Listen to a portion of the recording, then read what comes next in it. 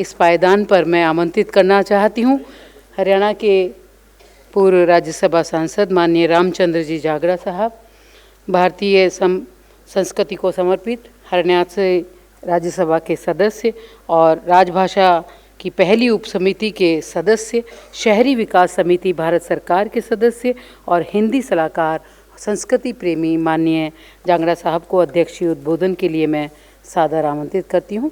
कृपया पधारें और क्षमा के साथ मैं आपसे आमंत्रित करती हूँ। महर्षि अरविंद स्वामी जी की याद में विश्व हिंदी परिषद की तरफ से आयोजित आज के कार्यक्रम में हम सब के बीच में उपस्थित अभी बहुत ही विद्वत्तापूर्ण अपने उद्बोधन दे के जो आज की अध्यक्षता कर रहे श्री सत्यनारायण जटिया जी, बहुत लंबे समय से मैं इनको जानता हूँ, राज्यसभा में सांसद रहे, अनुसूचित मोर्चे के भाजपा के राष्ट्रीय अध्यक्ष रहे। श्री लक्ष्मी प्रसाद जी जो अध्यक्ष हैं विश्व हिंदी परिषद जी के, और संध्या बादशाहन जी, उपस्थित पूर्व सांसद आर के सिन्हा जी, सबसे पहले अपना उद्बोधन इन्होंने दिया और अपने बहुत ही मेरे प्रिय और इतना प्रयासरत रहते हैं हिंदी के प्रचार प्रसार के लिए विपिन जी, दिनों रात काम करते रहते हैं, मिलते रहते हैं। सभी उपस्थित महानुभाव, सामने उपस्थित मेरे भाई और बहनों, महर्षि अरविंद स्वामी एक ऐसे महापुरुष थे, मैंने काफ़ी इनके विषय में पढ़ा है। ये स्वतंत्रता सेनानी भी रहे और जब इन्होंने देखा कि क्या बात है ऐसी, देश में अंग्रेज़ों ने एक दमन चक्कर चलाया हुआ है, हमारी संस्कृति के ऊपर भी चोट की जा रही है, हमारी भाषा के ऊपर भी चोट की जा रही है, हमारी वेशभूषा के ऊपर भी चोट की जा रही है, हमारे संगीत पर, हमारे गायन पर, हमारे नाट्य पर और हमारे रोज़ाना के जीवन के ऊपर और पूरे देश के आर्थिक तंत्र के ऊपर चोट की जा रही है। लेकिन क्या कारण है कि हिंदुस्तान के अंदर फिर भी इनके खिलाफ बगावत नहीं है?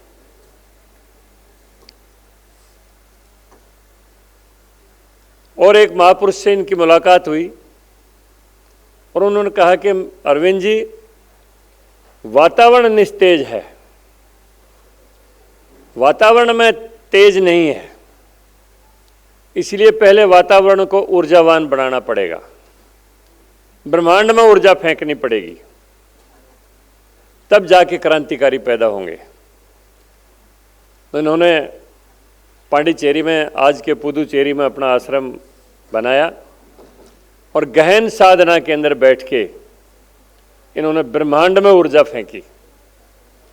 और आप देखेंगे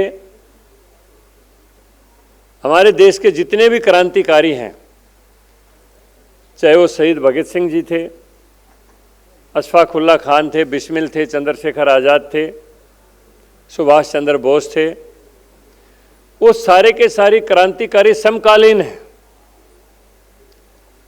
ये महर्षि अरविंद की साधना का परिणाम था कि पूरे देश के ब्रह्मांड में उन्होंने ऊर्जा फेंकी, उस ऊर्जा से देश के अंदर क्रांतिकारी पैदा हुए और भारत आज स्वतंत्रता की सांसें ले रहा है।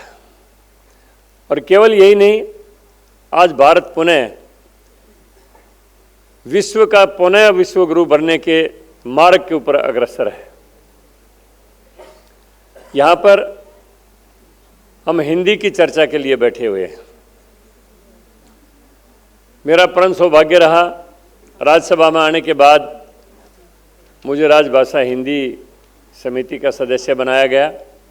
उसके बाद मुझे प्रथम उप समिति का संयोजक भी माननीय अमित शाह जी, जो हमारे गृह मंत्री हैं, वो इस समिति के अध्यक्ष होते हैं, उन्होंने मुझे जिम्मेदारी दी और उसके लिए पूरे देश में जाने का मुझे अवसर मिला।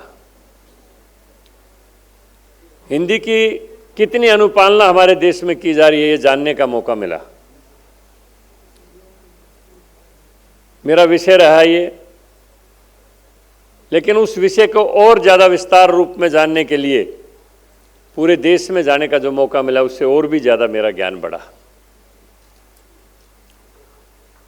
पूरे विश्व में पता नहीं कितनी भाषाएं हैं,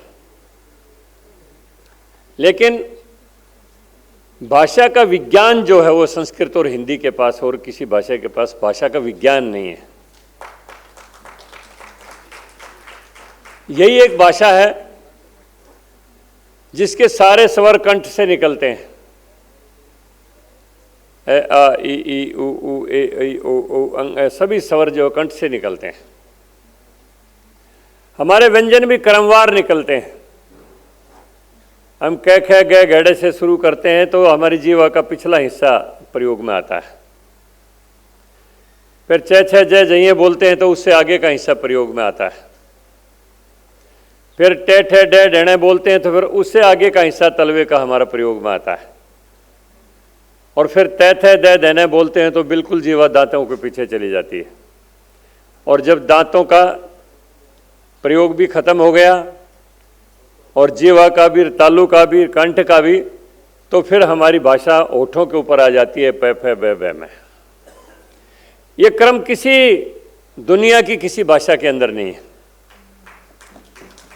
हम ये यहाँ ए यहाँ से बोलेंगे, बी यहाँ जाएगी, ई यहाँ से बोलेंगे, एफ यहाँ जाएगा, अलिफ यहाँ से बोलेंगे, बे यहाँ आ जाएगा।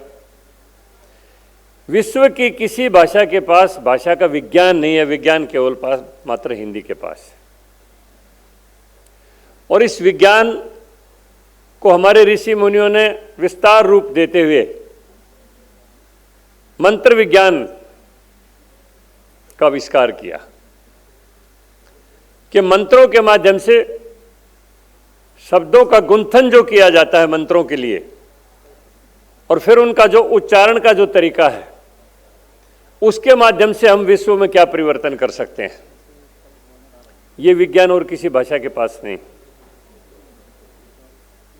और यहां तक अमेरिका के साइंटिस्ट ने, वैज्ञानिकों ने यह बात मानी है कि गायत्री मंत्र के उच्चारण से वायुमंडल में 1,10,000 गुना सकारात्मक तरंगें पैदा होती हैं।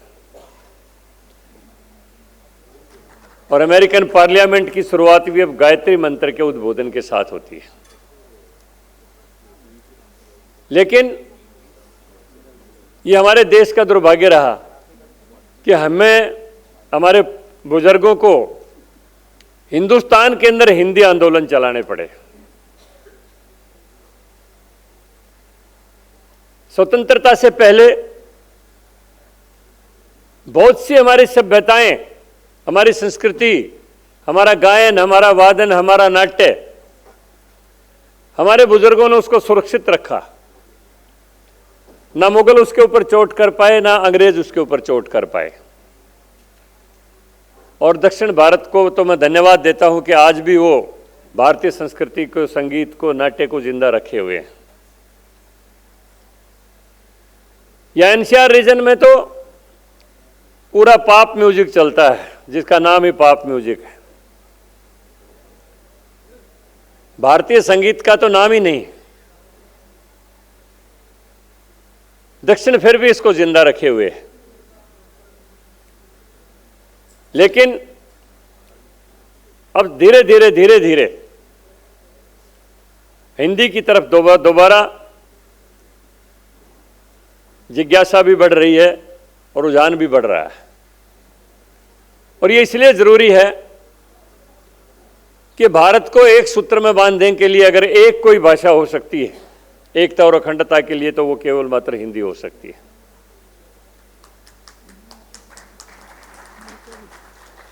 सबसे समृद्ध भाषा हमारी है। मैं कई बार अपने व्याख्यानों में ये बात करता हूं कि अंग्रेजियत के कारण हमारे कितने नुकसान हुए। ब्रिटिश पार्लियामेंट में 1835 में मैकाले ने एक बात कही थी कि भारत में ज्ञान और संपदा की कमी नहीं है, और भारत को अगर गुलाम बना के रखना है तो इसको इससे इसकी भाषा छीननी पड़ेगी। जब भारत का व्यक्ति अपनी भाषा से कट जाएगा तो अपने साहित्य से कट जाएगा, और साहित्य से कट जाएगा तो अपनी संस्कृति से भी कट जाएगा, और भाषा, साहित्य और संस्कृति से दूर हो जाएगा तो फिर अपनी राष्ट्रीयता से भी दूर हो जाएगा। ये एक तरीका है कि देश को गुलाम बना के रखा जा सकता है। स्वतंत्रता प्राप्ति से पहले हमारे महापुरुषों ने अंग्रेजों के षड्यंत्र के ऊपर पूरी तरह से नजर रखी और अपनी भाषा और संस्कृति को बचाए रखने के लिए बहुत ज्यादा कोशिश की। लेकिन विडंबना यह है कि स्वतंत्रता प्राप्ति के बाद हमारी संस्कृति के ऊपर सबसे ज्यादा चोट हुई। अभी मेरे से पूर्व वक्ताओं ने चर्चा की थी, महात्मा गांधी जी की भी चर्चा आई, लोहिया जी की भी चर्चा आई, केसी त्यागी जी चर्चा करके गए। महात्मा गांधी ने तो ये कहा था कि अंग्रेज चाहे 10 दिन बाद चले जाएं, अंग्रेजी पहले चली जानी चाहिए। लोहिया जी ने भी यही बात कही थी कि जब अंग्रेज चले गए तो अंग्रेजी क्यों विराजमान है, अंग्रेजी भी साथ के साथ चली जानी चाहिए थी। और विश्व के कितने ऐसे देश हैं जिन्होंने स्वतंत्रता प्राप्ति के तुरंत बाद पूरा काम अपने देश की मातृभाषा में करना शुरू कर दिया, तुरंत बाद। लेकिन यहां संविधान सभा में 14 सितंबर 1949 को जब चर्चा हो रही थी भाषा के ऊपर, तो उसमें निर्णय किया गया कि 15 साल कम से कम हम अंग्रेजी का उपयोग जारी रखें। और उसी दिन से हमारे देश की सभ्यता, संस्कृति, भाषा के ऊपर सबसे ज्यादा चोट शुरू हो गई। पॉलिटिकल बात कहने का यह मंच नहीं है, लेकिन लोहिया जी ने एक बात कही थी पार्लियामेंट में, केवल 4 साल का उनका कार्यकाल रहा, 63 से लेकर 67 तक। और उन्होंने पंडित नेहरू को कहा था कि जितना नुकसान भारतीय संस्कृति के ऊपर चोट करते हुए अंग्रेजों ने 200 साल नहीं कर पाए, आपने 17 साल में कर दिया। अंग्रेजी को एक सभ्यता को और स्टेटस सिंबल मान लिया गया कि अंग्रेजी जानने वाला, अंग्रेजी पढ़ने वाला, अंग्रेजी बोलने वाला बहुत बड़ा आदमी होता होगा। और हम सब ने अपने बच्चों को अंग्रेजी स्कूलों में डालना शुरू कर दिया। उसका दुष्परिणाम क्या हुआ? हमारे देश से गणित समाप्त हो गया।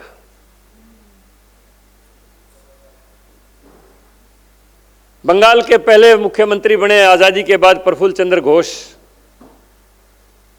उन्होंने अपने सेक्रेटरी से पूछा कि कलकत्ता में अंग्रेजों के स्वामित्व वाले जितने कारखाने चल रहे थे वो बंद हैं या कोई चला रहा है? उन्होंने पता करके बताया कि सारे कारखाने चल रहे हैं। उन्होंने पूछा कौन चला रहा है? कि राजस्थान के, हरियाणा के, दिल्ली के मारवाड़ी बनियों ने सारे खरीद लिए। तो उन्होंने पूछा इनका एजुकेशन का स्तर क्या है जो कारखाने चला रहे हैं? उनमें से कोई भी मिडिल पास नहीं था। लेकिन कारखानों का मैनेजमेंट कर रहे थे, क्योंकि जिस समय हम भी पढ़ते थे स्कूल में तो हमें चौथी क्लास में 20 तक के कटमा पहाड़े याद थे। और केवल कटमा पहाड़े सीधे नहीं, सवा, डेढ़ा, ढाऊ, उट्टा ये भी याद थे। आज के अगर बच्चे को कहेंगे 16 निमा कितने होते हैं, वो 144 बता ही नहीं सकता। 17 निमा कितने होते हैं, वो 153 बता ही नहीं सकता। वो कैलकुलेटर उठाएगा। अगर कैलकुलेटर में वायरस होगा तो फिर वो संख्या भी गलत बताएगा, उसका खुद दिमाग तो काम ही नहीं कर रहा। यानी अंग्रेजी आई, गणित समाप्त हो गया। हमारे संबंध समाप्त हो गए, संबंधों की परिभाषा चली गई। एक तो बात हिंदुओं के दिमाग में पता नहीं क्या ये बात घर कर गई कि एक बच्चे से ज्यादा पैदा ही नहीं करना है। वो बच्चे को फिर संबंध का क्या पता, उसकी औलाद को तेरी बुआ कौन लगती है, तेरी बहन कौन लगती है, तेरा फूफा कौन लगता है, तेरा जीजा कौन लगता है। दूसरी बात, जो अंग्रेजियत की पढ़ाई है। अब हमारे तो संबंध है, हमारी तो धर्म पत्नी है, अब उनकी तो पता नहीं कितनी पत्नियां बदल जाती हैं, इसलिए किसको धर्म पत्नी कहेंगे। इसलिए उर्दू से एक शब्द उठाया, तवाइफ, उसका टी साइलेंट है, वाइफ बोलते हैं उसको। जो अपनी धर्म पत्नी को वाइफ बोलता है वो एक किस्म से उसको गाली देता है।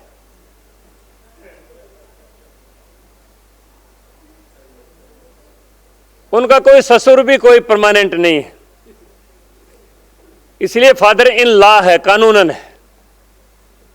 हमारा तो सवसुर है, जिसके सुरों में सुर मिलता है, जो अपनी बात की दामाद की बात को टालता ही नहीं। उनकी सास भी परमानेंट नहीं, इसलिए मदर इन लॉ है, कानूनन है, वैसे कुछ नहीं लगती। हमारी तो श्वास है, जिसकी सांसों में सांस मिलती है, जो अपने दामाद को बेटे से ज्यादा प्यार करती है। उनका साला भी परमानेंट नहीं है, इसलिए ब्रदर इन लॉ है, कानूनन लगता है, वैसे कुछ नहीं लगता है। हमारा तो शह आला है, जिसके घर में निसंकोच निवास किया जा सकता है। यानी आज के बच्चे से पूछेंगे, उसको ना फूफे का पता, ना मामा का पता, ना चाचा का पता, ना ताऊ का पता, सारे के सारे अंकल और सारी आंटी। हमारे संबंध भी समाप्त हो गए, ये शब्द ही नहीं उस भाषा के अंदर। इसलिए आज के समय में भारत की संस्कृति को बचाना है, भारत के संगीत को बचाना है, भारत के संबंधों को बचाना है और भारत की एकता और अखंडता को बचाना है, तो सबसे पहले भाषा को बचाना पड़ेगा। और उसमें केवल मात्र एक ही भाषा, बाकी भाषाएं हमारी हैं, तमिल, तेलुगु, मलयालम, कन्नड़, ये सारी संस्कृत से निकली हुई भाषाएं हैं, वो हमारी साथी भाषाएं हैं। लेकिन मदर टंग, मदर लैंग्वेज सबसे पहले तो संस्कृत है, लेकिन बोली जाने वाले सबसे बड़ी भाषा वो हिंदी है। और साइंटिस्ट ने मान लिया कि कंप्यूटर की सबसे उपयुक्त भाषा संस्कृत है। कंप्यूटर पर सबसे ज्यादा आसानी से संस्कृत में काम किया जा सकता है। इसलिए हमें भाषा से प्रेम करते हुए राष्ट्र प्रेम तक पहुंचना है, परिवार प्रेम तक पहुंचना है, सामाजिक प्रेम तक पहुंचना है। समय ज़्यादा हो गया, भूख भी सबको लग रही होगी, लेकिन ये विषय इतना लंबा है, इसके ऊपर पता नहीं कितने घंटों चर्चा की जा सकती है। एक ही बात कहते हुए कि हम अपनी भाषा का संरक्षण करते हुए, भाषा से संबंध और प्रेम रखते हुए अपने परिवारों को भी बढ़ाएं, अपने समाज को भी बढ़ाएं, अपने देश को भी बढ़ाएं। आप सबका बहुत बहुत धन्यवाद।